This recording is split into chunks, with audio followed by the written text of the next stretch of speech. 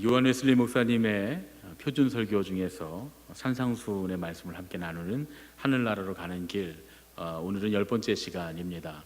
다음 주에 모든 말씀을 우리가 마치게 될 텐데, 오늘 10번째 시간에는 하나님 나라로 가는 길, 좁은 길에 관한 말씀을 함께 나누려고 합니다. 한국의 명품 고등학교, 또 한국의 명문사학이라고 불리는 그런 학교가 있습니다. 경남 거창군에 소재하고 있는 거창고등학교가 바로 그 학교인데요. 이 거창고등학교는 세계적인 지휘자인 그 정명훈 씨가 두 아들을 다 입학시킨 것으로 아주 유명한 그런 학교입니다.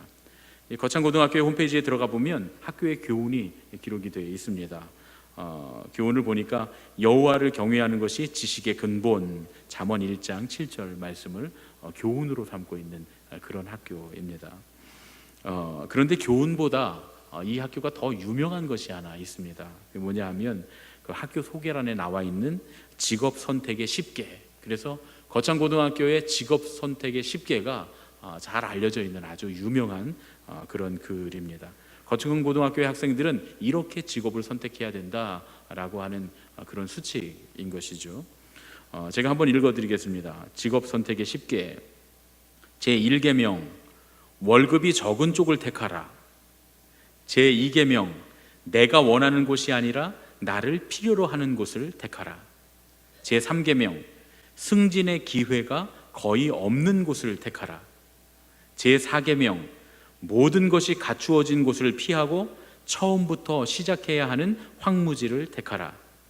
제5계명 앞을 다투어 모여드는 곳은 절대 가지 마라.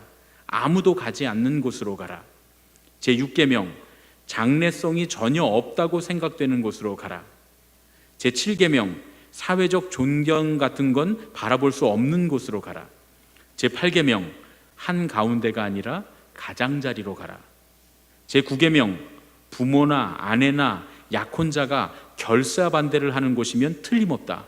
의심치 말고 가라. 제10계명 왕관이 아니라 단두대가 기다리고 있는 곳으로 가라. 저도 홈페이지에서 이 글을 읽다가 보니까 왜 꼭 그렇게까지 해야 될까 하는 좀 의구심이 마음속에 들었습니다. 그런데 사실 이 내용은 굉장히 성경적인 그런 내용입니다. 이 거창고등학교의 직업선택의 10개가 오늘 우리가 나눌 이 산상수훈의 말씀과 아주 밀접하게 연관이 있습니다. 여러분들이 물론 이 단어의 선택이나 이런 것들에 있어서 우리에게 좀 거부감을 주는 단어들이 없지 않아 있지만, 혹은 해석에 따라서 잘못 해석되면 이런 표현을 하지 말아야 되는 것들이 물론 있습니다만, 그러나 이 거창고등학교의 직업선택의 10계명이 말하고자 하는 그 중심을 여러분들이 좀 생각하시면서 오늘 말씀을 함께 나누시면 참 좋겠습니다. 우리가 지난 시간까지는 마태복음 7장 1절부터 12절까지의 말씀을 함께 나눴습니다. 참된 믿음 생활에 들어간 이후에 또 하늘나라로 가는 길, 하나님의 나라로 가는 길에 있어서 우리의 내면에서 일어나는 가장 큰 장애물, 첫 번째 장애물에 관한 말씀을 우리가 함께 나눴습니다. 그것은 비판이었습니다. 다른 사람을 비판하는 것, 그것은 주님께서 우리에게 버려야 될, 하나님 나라로 가기 위해서 꼭 버려야 할 첫 번째 가장 큰 장애물이다, 이렇게 말씀하셨습니다. 우리가 마땅히 비판을 버려야 하나님의 나라로 온전히 갈 수 있습니다.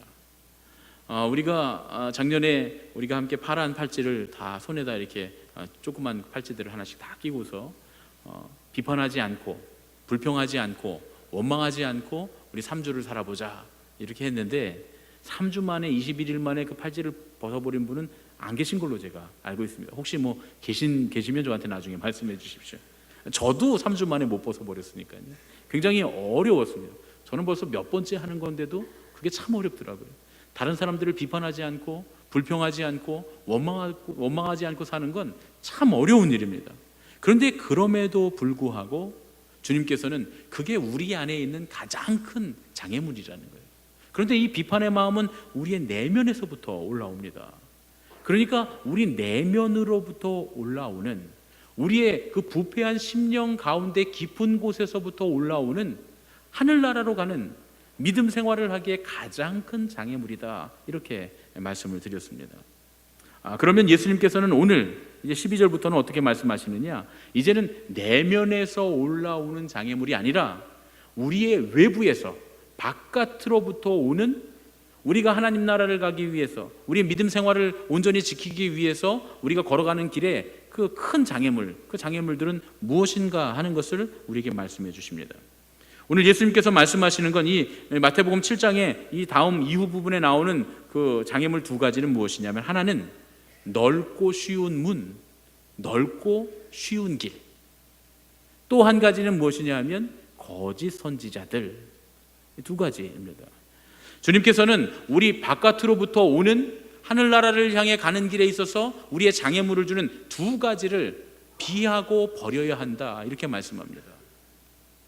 넓은 문, 쉬운 문, 넓은 길, 좁은 길, 그리고 거짓 선지자들, 이 두 가지를 피해야 하고 버려야 한다, 이렇게 말씀합니다.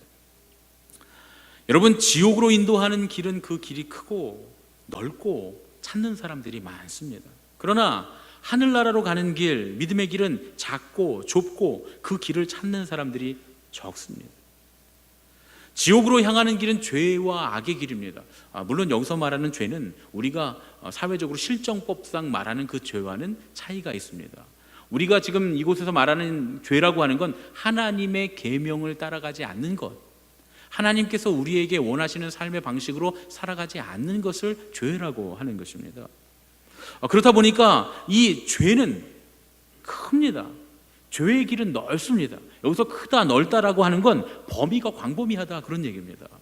하나님께서 우리에게 원하시는 길은, 하나님께서 우리에게 원하시는 계명은 그 의도도 순수해야 하고, 그 방법도 순수해야 하고, 그 과정도 순수해야 되기 때문에, 의도도 순수하고 방법과 과정도 옳아야 하기 때문에 너무나 많은 광범위한 그런 범위를 가지고 있습니다. 예를 들어서 이런 거죠. 도둑질이라고 하는 행위, 그 남의 것을 도둑질하는 그 행위가 주님의 계명을 어기는 것입니다. 그러니 죄이지요. 그러나 도둑질을 하지 말라라고 하는 말에는 우리가 마음으로부터 오는 도둑질, 저거 남의 것을 자꾸 갖고 싶어하는, 또 혹은 빼앗으려고 하는 그 의도, 그 계획, 우리 마음의 속에서부터 저것을, 남의 것을 빼앗고 싶다고 하는, 갖고 싶다고 하는 그 탐심, 이런 것들조차 우리에게는 죄가 되기 때문에 이 죄는 범위가 굉장히 넓다, 이렇게 말할 수가 있습니다. 우리 중에 누가 하나님의 계명을 완전히 지킬 수 있을까요? 누가 이 죄의 범위에서 벗어날 수 있을까요? 죄의 범위가 이렇게 크고 넓은 데다가 우리의 심령은 부패해서 죄로 가기에, 하나님을 떠나기에, 하나님의 계명으로부터 벗어나기에 우리는 너무나 부패한 심령을 가지고 있다, 그런 얘기입니다. 비판하지 말자고 했는데 자꾸 비판하는 마음이 우리 안에 생기지 않습니까? 하나님을 믿는 교회 안에서도 서로를 사랑하고 보듬어주고 아껴주고 서로를 위로해주고 위해줘야 하는데 자꾸 서로에 대해서 대적하고 싸우는, 남을 비판하고 다른 사람의 가치를 폄하해야 하는 그런 일들을 계속 우리가 범하고 있지 않습니까?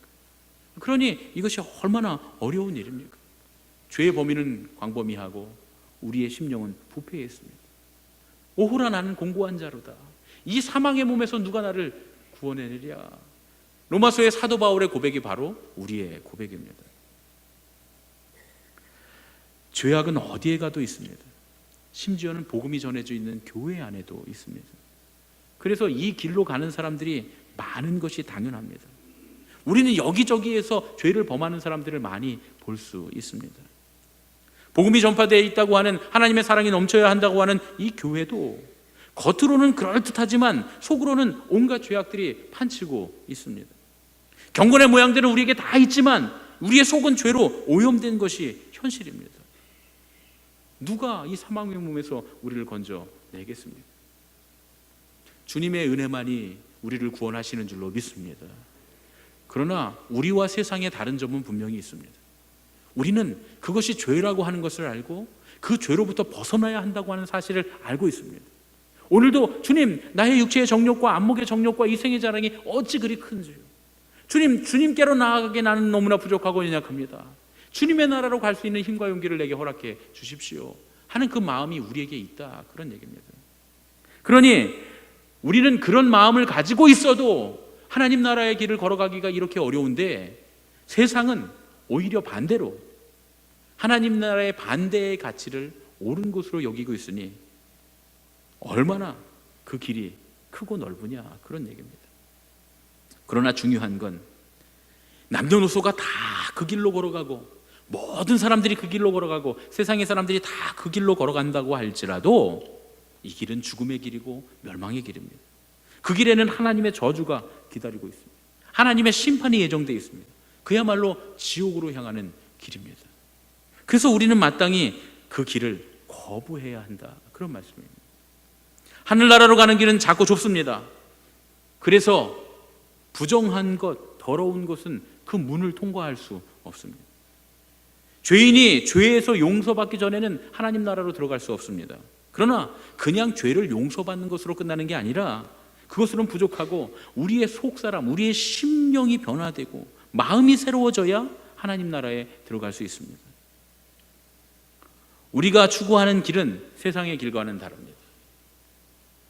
우리의 길은 가난한 마음, 애통하는 마음, 온유한 마음, 의에 줄이고 목마른 마음, 그 길을 걸어가는 건 좁습니다.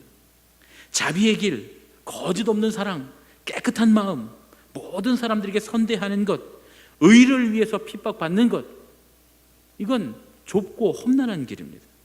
좁을 뿐만 아니라 찾는 사람들이 적습니다. 그러나 기억해야 할 것은 오직 이 좁은 길로만 하나님 나라로 갈 수 있다, 그런 말씀입니다.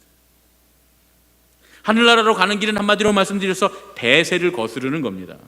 이 세상에서는 멸망의 길이 대세입니다. 욜로, 한 번뿐인 인생 마음껏 즐기자, 나를 위해 살자, 나를 생각하자, 내 영혼을 생각하자, 나의 삶을 생각하자, 나의 건강을 생각하자, 웰빙, 힐링, 이런 것들이 세상의 대세입니다. 여러분, 이단들이 제일 많이 말하는 게 뭡니까? 우리 금요일마다 요즘에 그 이단에 관한 말씀들을 나누고 있는데, 이단들이 와서 제일 먼저 우리에게 하는 말이 뭐냐면 네 영혼을 생각하라는 거예요. 너 마음을 생각하라는 거예요. 너 자신을 생각하라는 거예요. 내 자신이 가장 소중하고 중요하다, 이것을 말하는 겁니다. 그러면서 와서 잘 해주고 그렇게 속 안에 있는 것까지 다 꺼내줄 정도로 그렇게 사랑을 해주고 사랑을 베풀어 줍니다.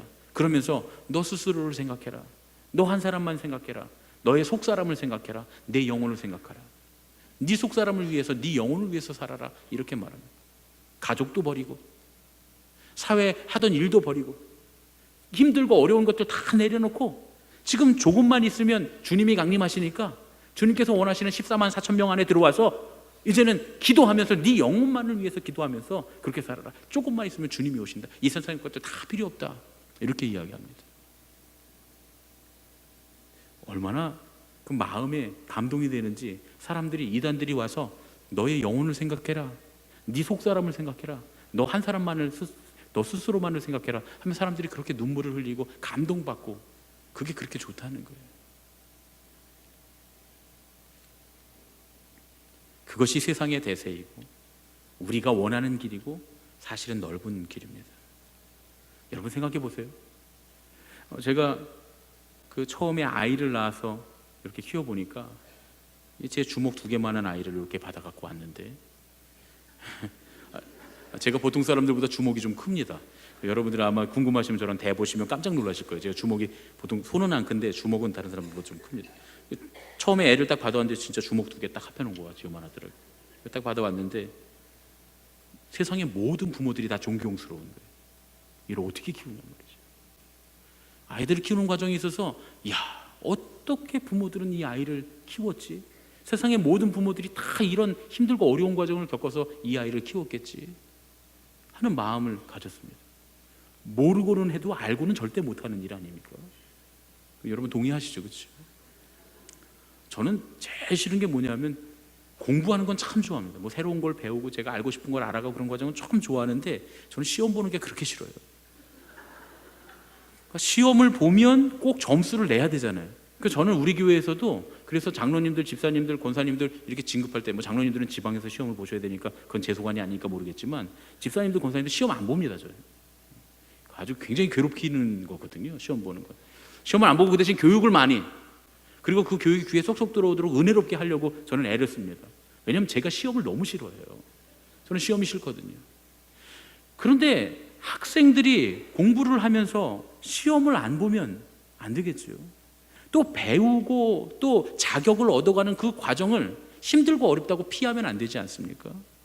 가정을 꾸리고 살아가고 아이를 키워내는 그 과정이 힘들고 어렵죠.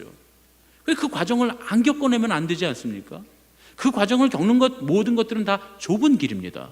그러나 그것들을 하지 않고 이제 조금 있으면 주님이 오시니까 이곳에 와서 봉사하고 헌신하고 그러면서 주님의 나라를 기다리라고, 가정도 포기하고 학교도 휴학하고 그리고 직장도 포기하고 그리고 가정도 버리고 부모도 버리고 자식도 버리고 남편도 버리고 아내도 버리고 다 이리로 오라고, 그게 좁은 길이라고, 그게 하늘나라로 가는 길이라고 그렇게 말하지만 진짜 좁은 길은 우리의 삶의 자리에서 우리에게 어깨에 지워진, 우리에게 맡겨진 일들을 감당하는 것이 진짜 좁은 길이고 힘든 길이고 어려운 길이다, 그런 말씀입니다.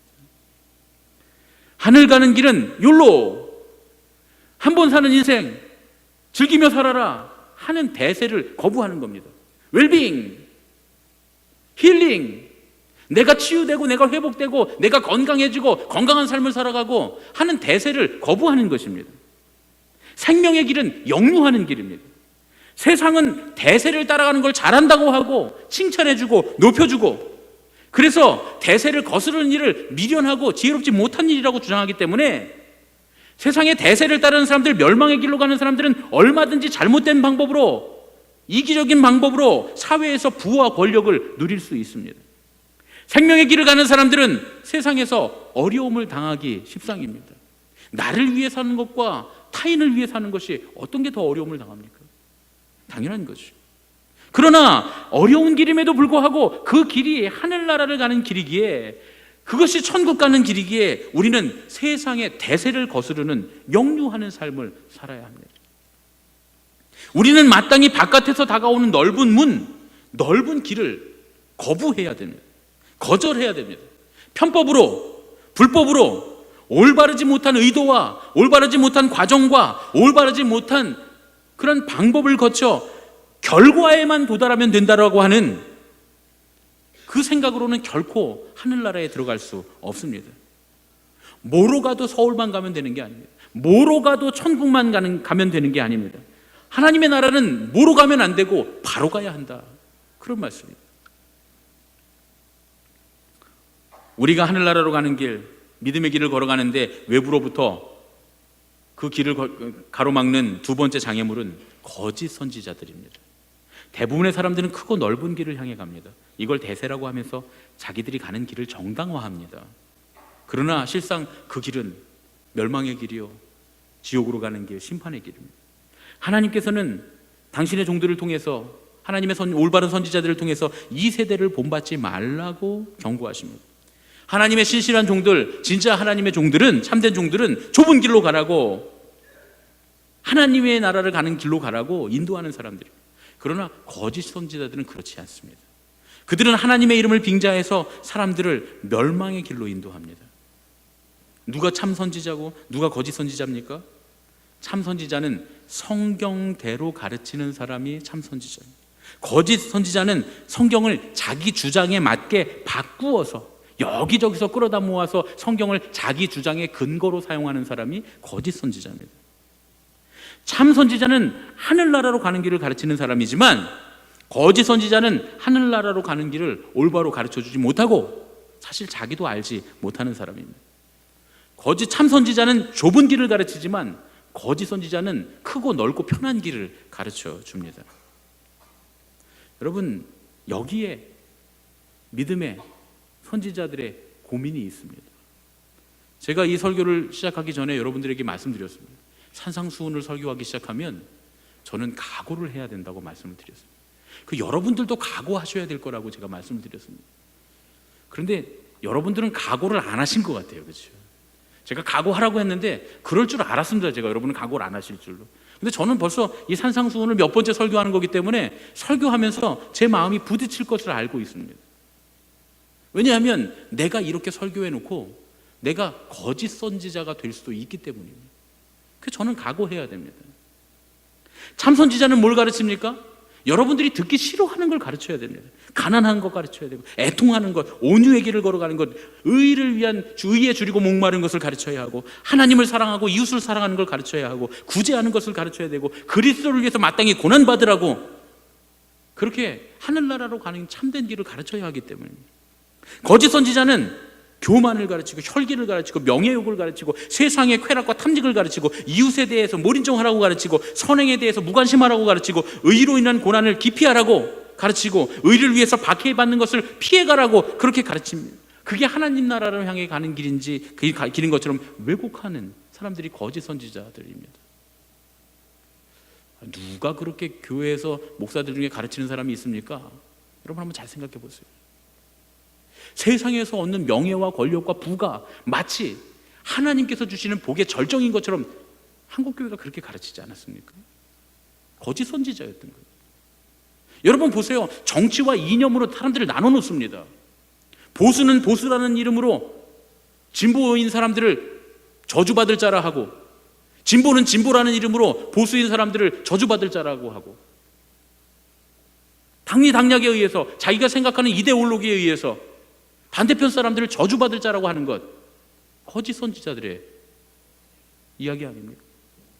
사람들을 혐오하게 만들고 사람들을 미워하게 만들고 생각이 다르다는 이유로 갈라지게 만드는 것, 교회 안에서 자기를 따르는 사람들은 선한 사람들, 의로운 사람이라고 하고 자기에게 반대하는 사람들은 악한 사단의 종들이라고 말하는 것, 그것이 거짓 선지자들의 말이 아니겠습니까?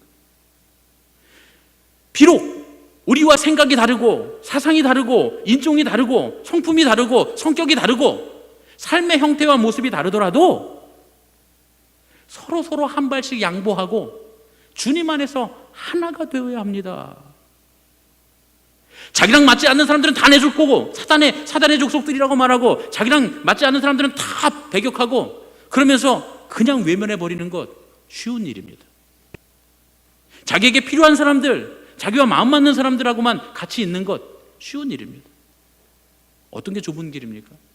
우리 모두가 다 자기의 자리에서 진보라고 다 빨갱이라고 하지 않고 보수라고 다 부패했다고 말하지 않고 서로 자기의 자리에서 한 발씩 양보하고, 얼굴 색깔이 다르다고, 성품이 다르다고, 성별이 다르다고, 살아온 환경이 다르다고, 자기들이 갖고 있는 신학이 다르다고 서로 배격하지 않고 조금씩 한 발씩 양보하고 서로 사랑하고 하나가 되는 것, 그것이 더 훨씬 어려운 길이고 좁은 길 아니겠습니까? 거짓 선지자들의 모습이 매우 그럴듯합니다. 여러 가지 이론들과 여러 가지 근거들을 모아서 그것이 마치 진리인 것처럼 그렇게 말하기 때문에 거짓 선지자들에게 속기가 너무 쉽습니다. 사람들에게는 유익한 사람, 올바른 사람이라고 하는 인상들을 만들어줍니다. 그 사람은 선한 일을 위해서 택한 사람이라고 그렇게 사람들이 믿게 만듭니다.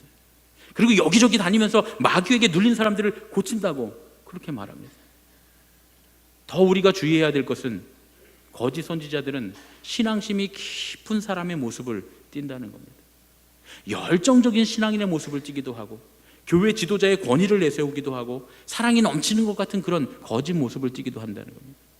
그런데 그들의 겉모습이 어떻든지 간에 거짓 선지자들은 사람들로 하여금 하나님 나라로 가는 길이 아닌 다른 길을 가르치고 사람들을 멸망으로 이끄는 사탄의 앞잡이가 된다, 그런 말씀입니다. 우리가 어떻게 참 선지자와 거짓 선지자를 가려낼 수 있을까요? 스스로 자기를 예쁘게 포장하는 거짓 선지자들 가운데 정말 참된 선지자가 누군지 어떻게 알아볼 수 있을까요? 우리는 그들이 맺은 열매로 판단할 수 있습니다.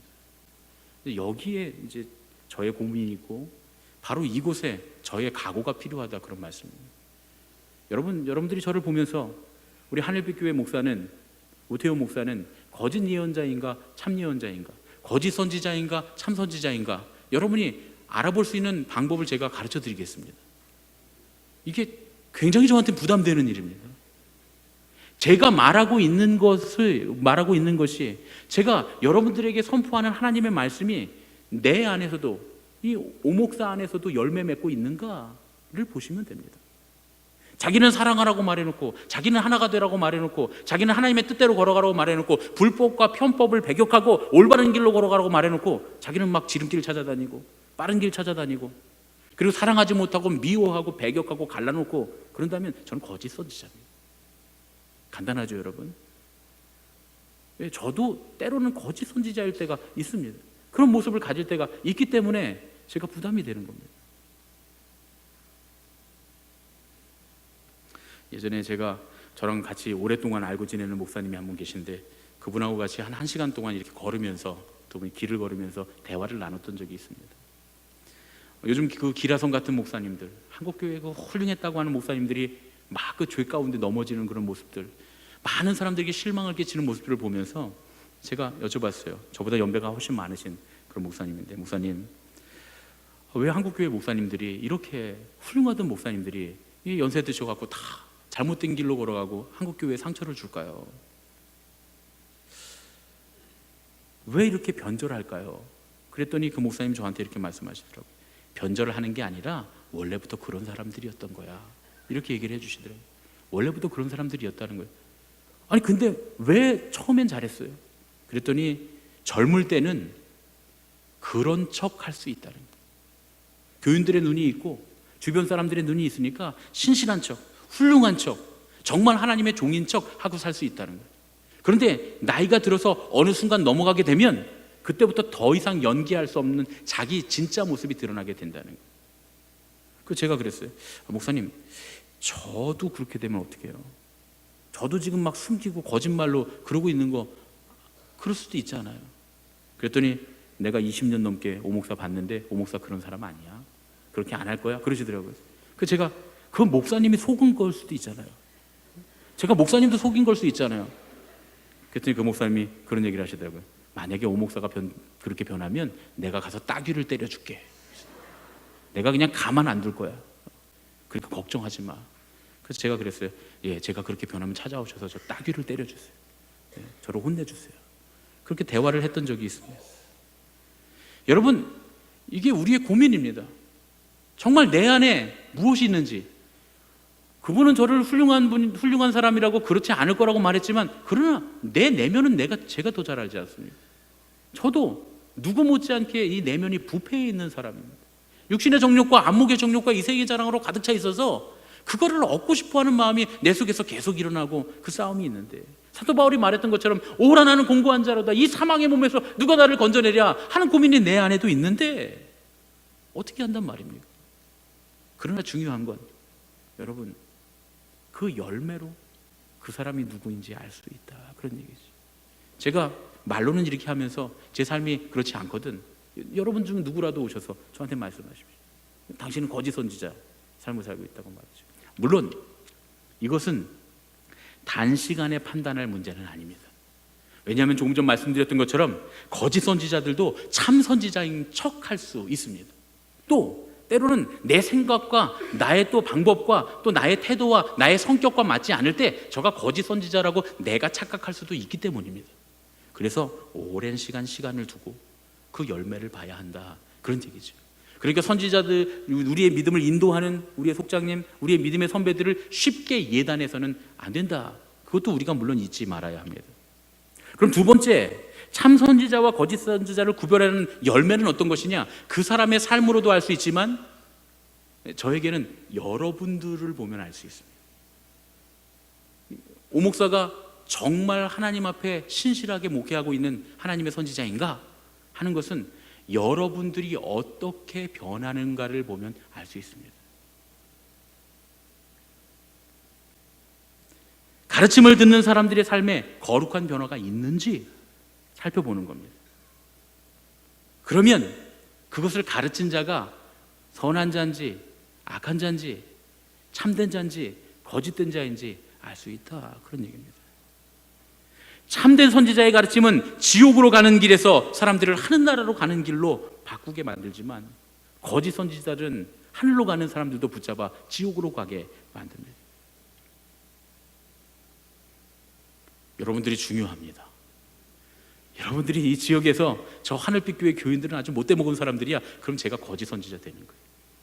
여러분들이 지역사회에 나와서 하늘빛 교회 교인들은 괜찮은 사람들이야, 저 사람들은 진짜 예수 믿는 사람들이야, 이렇게 되면 저는 대표적으로 제가 참 선지자가 되는 것이고, 우리 교회 속장님들, 우리 장로님들, 우리 교회에 있는 모든 리더들 다 참 선지자가 되는 겁니다. 그래서 여러분도 각오해야 되고 저도 각오해야 돼요. 한국 교회가, 현대의 교회가 왜 욕먹습니까? 교인들이 하늘나라로 가는 올바른 길을 걸어가지 않고 편한 길로 가려고 하니까요.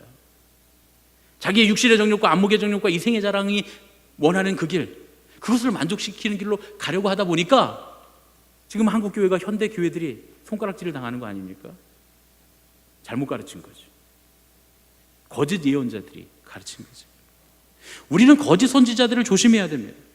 다 누구나 양의 탈을 쓰고 참 선지자라고 말합니다. 그러나 그 양떼를 해치고 멸망의 길로 이끄는 사람들이에요. 그들은 하늘나라로 가는 길을 알지 못하기 때문에 온전히 하늘나라로 가는 길을 인도할 수 없습니다. 또 혹시나 그들이 하늘나라로 가는 길을 올바로 알고 말한다 하더라도 거짓 선지자들은 자신들이 그 길을 걸어가지 않고 자기들의 마음대로, 자기들의 생각대로, 자기들의 육신이 원하는 대로 그렇게 걸어갑니다. 그런 사람들의 말을 듣지 말아야 합니다. 때때로 교회 안에서 더욱이 이들은 지도자로 행세하기 때문에 그들의 말을 듣지 않을 수가 없습니다. 교회 나오면 들어야 하니까요. 그들의 설교나 그들의 성례를 피할 수 없습니다. 그럼 그렇게 어떻게 해야 합니까? 그때는 그들의 말이 아니라 하나님 말씀에 귀를 기울여야 합니다.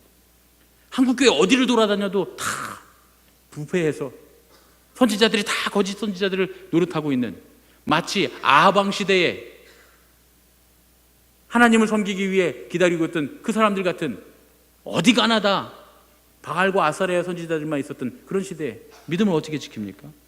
그때는 하나님의 말씀을 듣고 하나님의 말씀대로 행해야 합니다. 그러니 우리 스스로가 하나님의 말씀을 듣고 하나님의 말씀을 읽고 하나님의 말씀을 묵상하고 올바른 길을 판단하는 지혜를 얻어야 한다, 그런 말씀입니다. 제게 있어서 가장 위험한 것 중에 하나가 뭐냐면 여러분들을 큐티시키는 거예요. 매일 묵상 훈련시키고 여러분들 매일 하나님의 말씀을 가까이 하게 하고 늘 기도하게 하는 겁니다. 그게 저한테는 제일 위험한 일입니다. 여러분들을 무식하게 만들고 하나님의 말씀 잘 못 듣게 만들고 내가 하는 말만 하나님의 말씀인 것처럼 듣게 만들면 저는 아주 안전합니다. 그러나 사실은 정반대죠. 하나님 나라의 관점에서 본다면 어느 것이 안전하고 어느 것이 잘못된 것입니까? 어느 것이 위험한 것입니까? 그러니까 여러분들은 계속 하나님의 말씀을 묵상하고 기도하면서 하나님의 뜻을 구하고 하나님께서 원하시는 삶을 살 수 있는 그 눈, 최소한 저게 잘못됐는지 옳은지는 보실 수 있는 눈을 가지셔야 한다, 그런 얘기죠. 예수님께서 바리새인들과 서기관들에 대해서 뭐라고 말씀하십니까? 저들이 잘못됐어요. 그러나 그들의 말은 듣고 그들의 행위는 따르지 말아라, 이렇게 예수님 말씀하십니다. 듣는 일에 우리가 주의하고 그 계명이, 그들이 말하는 하나님의 계명이 참된 것인가를 분별해야 한다, 그러니 무엇을 듣든지 하나님의 말씀과 하나님의 열매의 증거에 비추어 보면 그 말한 이가 참된 사람인지 거짓된 사람인지 드러나게 되어 있습니다. 잘못된 것이라고 판단되면 피해야 하고 그들이 가르치는 대로 살지 말아야 한다, 그런 얘기. 하나님은 분명 거짓 선지자들을 심판하실 겁니다. 그러나 거짓 선지자들을 우리는 구별해내야 되고 그 심판받을 자들을 따르지 않도록 애써야 합니다. 그리고 더 중요한 건 혹시라도 내가 그런 거짓 선지자가 아닌지 나 스스로를 살펴봐야 합니다. 우리 모두는 다 우리의 가족들에게, 우리의 이웃들에게, 우리의 뒤를 따라오는 후배 신앙인들에게 선지자 노릇을 하고 있습니다. 혹시 우리는 넓고 쉬운 길, 편한 길을 따라가고 있지 않은가? 불법과 편법과 이런 것들을, 그런 것들을 쫓아가면서 하나님의 길이 아닌 것들을 따라가면서 융통성 있는 것이다 라고 착각하고 있지는 않은가 말이죠. 여러분, 하늘나라로 가는 길에는 지름길이 없습니다. 편법도 통하지 않습니다. 불법도 허용되지 않습니다. 하나님 나라로 가는 길은 의도가 순수해야 하고 그 방법도 선해야 하고 그 과정도 선해야 합니다. 하나님의 뜻대로여야 합니다.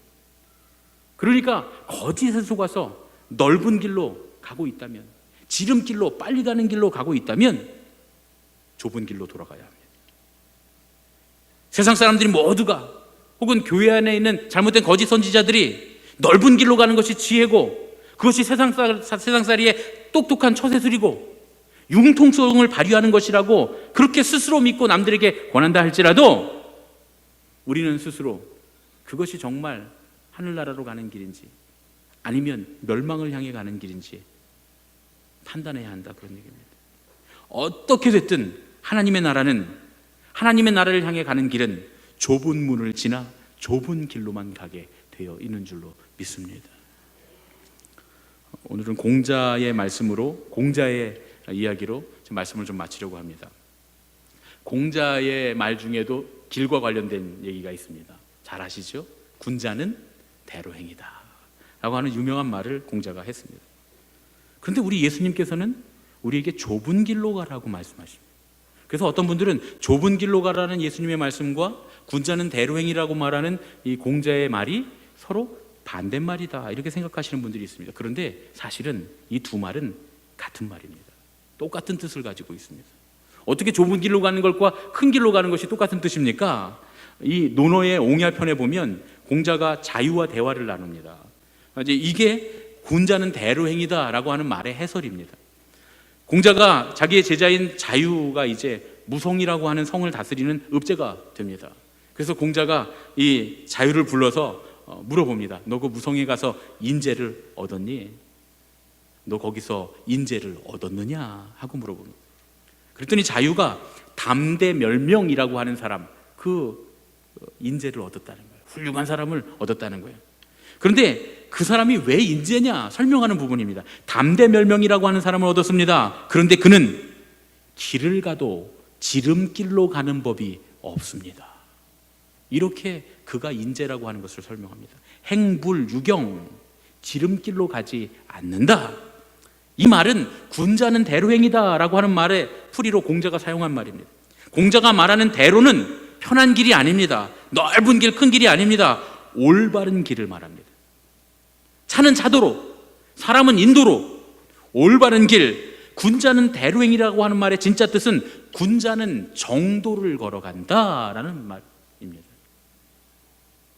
그러니까 예수님께서 말씀하신 하나님의 계명을 따라가는 예수 그리스도를 따라가는 믿음의 삶으로서 마땅히 걸어가야 하는 좁은 문, 좁은 길과 군자가 말하는 대로, 정도는 같은 길이다, 그런 얘기죠. 군자가 정도를 벗어나는 일이 없어 지름길을 따라가지 않는 것처럼 우리도 좁은 길, 편법, 불법 이런 것 따라가지 않고 하나님의 계명만 따라가는 정도를 걸어가는 사람이어야 한다, 그런 말씀입니다. 좋은 지위나 이익을 얻기 위해서 꼼수를 부리는 사람들이 너무나 많은 세상을 우리가 살고 있습니다. 자기의 실력과 인격은 생각하지도 않고 무조건 좋은 자리에만 앉고 싶어 해서, 그래서 편법과 불법 가리지 않고 행하는 사람들이 너무나 많습니다. 그러나 예수님의 가족들은 좁은 문을 지나 좁은 길만 걸어가는 사람들입니다. 우리가 걸어가야 할 하나님의 나라는 지름길이 아닙니다. 오히려 지름길을 거부하는 겁니다. 이 길은 하나님 보시기에 반듯한 길, 하나님께서 천국으로 향하도록 닦아놓으신 그 길입니다. 그래서 우리는 좁은 길을 기뻐해야 합니다. 부유한 심령을 경계하고 가난한 심령을 기뻐해야 합니다. 세상 사람들이 주는 인기, 세상 사람들이 좋아하는 세상 사람들이 박수치는 그 인기를 경계하고 홀로 하나님을 만나는 그 거룩한 고독을 기뻐할 수 있어야 합니다. 세상이 주는 위안, 너 한 사람만 생각해, 네 영혼만 생각해, 네 마음만 생각해, 너 빼고 다른 사람 생각하지 말고 너 스스로를 사랑해, 한 번 사는 인생이야 라고 하는 나에게 눈물을 흘릴 정도로 위로해주는 그 위로의 말을 경계하고 오히려 하나님께서 예비하신 하나님의 길을 따라갈 때 힘들고 어렵고 좁은 길이지만 그 길에서 얻는 하나님께서 주시는 참된 평안, 위로하심을 기대해야 합니다. 악은 모양이라도 버리고 다른 사람들에게 최선을 다해서 선을 행하고 모든 일에 있어서 내 뜻은 버리고 십자가를 따라가야 합니다. 하늘 가는 길을 위해서 주님 뭐라고 말씀하십니까? 손이 범죄하거든 잘라버리고 눈이 범죄하거든 뽑아버리라고 말이죠. 때로는 우리가 이 세상의 재물과 이 세상의 친구들을 다 포기할 각오를 해야 합니다. 그리고 자꾸만 넓은 길로 인도하는 거짓 선지자들을 피해야 합니다. 그러다 보면 어느 순간 우리는 하나님 나라에 이르게 될 줄로 믿습니다. 우리 옆에 계신 분들과 이렇게 인사하겠습니다. 좁은 길로 갑시다. 좁은 길로 갑시다. 좁은 길로 갑시다. 좁은 길로 갑시다. 좁은 길로 걸어가는 저와 여러분 되시기를, 그래서 하나님께서 원하시는 하늘나라의 길로 올바로 가시는 저와 여러분 되시길, 그리고 우리가 서로 좁은 길로 가고 있는지 안 가고 있는지 서로 감시하고 서로 격려하고 서로 함께 이끌어주는 저와 여러분 되시기를 예수님의 이름으로 축원합니다. 우리 믿음으로 소리를 함께 찬양하고